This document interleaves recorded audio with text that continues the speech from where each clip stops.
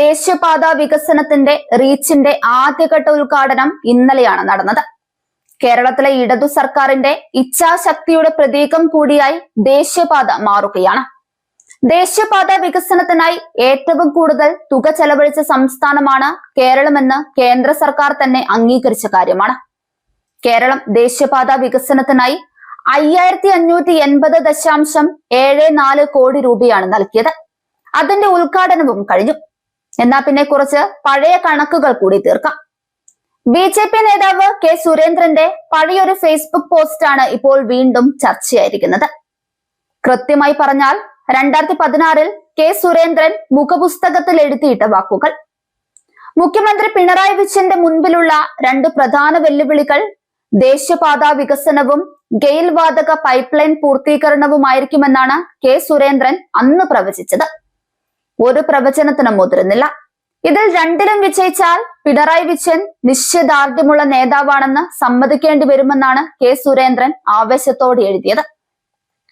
ഇന്നിതാ കേരളത്തിന്റെ മുഖ്യമന്ത്രി അതെല്ലാം യാഥാർത്ഥ്യമാക്കിയിരിക്കുന്നു. ദേശീയപാത വികസനവും ഗെയിൽ വാതക പൈപ്പ് ലൈൻ പൂർത്തീകരണവും ഒന്നും കേരളത്തിൽ ഒരിക്കലും നടക്കില്ലെന്നാണോ കെ സുരേന്ദ്രൻ കരുതിയത്? കേരളത്തിൽ വികസനം സാധ്യമല്ലെന്നാണോ BJP നേതാവ് ധരിച്ചത്? എന്നാൽ നിങ്ങൾക്ക് തെറ്റി. കേരളത്തിലെ ഓരോ മനുഷ്യരും ഇന്ന് വികസനത്തിന്റെ സ്വാദ് അറിയുന്നുണ്ട്. ദാരിദ്ര്യം മറയ്ക്കാൻ ചേരികൾക്ക് മേലെ ഷീറ്റ് കെട്ടുന്ന നിങ്ങളുടെ നോർത്ത് ഇന്ത്യൻ മോദി മോഡലല്ല. കേരളത്തിന്റേത് സർവ്വതല സ്പർശിയായ വികസന മോഡലാണ്.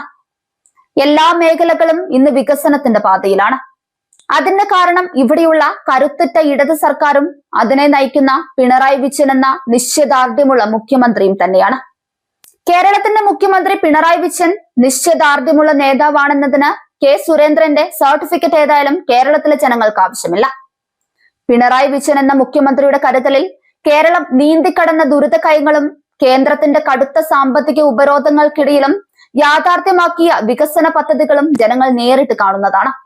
ഇനി അറിയാനുള്ളത് കെ സുരേന്ദ്രനും ഇതെല്ലാം അംഗീകരിച്ചോ എന്ന കാര്യം മാത്രമാണ്. നിങ്ങൾ അസാധ്യമെന്ന് വിധി എഴുതിയ പദ്ധതികളെല്ലാം മുഖ്യമന്ത്രി പിണറായി വിജയന്റെ നേതൃത്വത്തിൽ അനായാസമാണ് യാഥാർത്ഥ്യമായത്. അസാധ്യമെന്ന് കരുതിയവയൊക്കെയും സാധ്യമാക്കിയ ഒരു സർക്കാരാണിത്. അതുകൊണ്ട് വെല്ലുവിളികൾ നടത്തുമ്പോൾ കെ സുരേന്ദ്രൻ കുറച്ചുകൂടി സൂക്ഷിക്കുന്നത് നല്ലതാണ്. ഇത് കേരളമാണ്. ഇവിടം ഭരിക്കുന്നത് ഇടതു സർക്കാരും.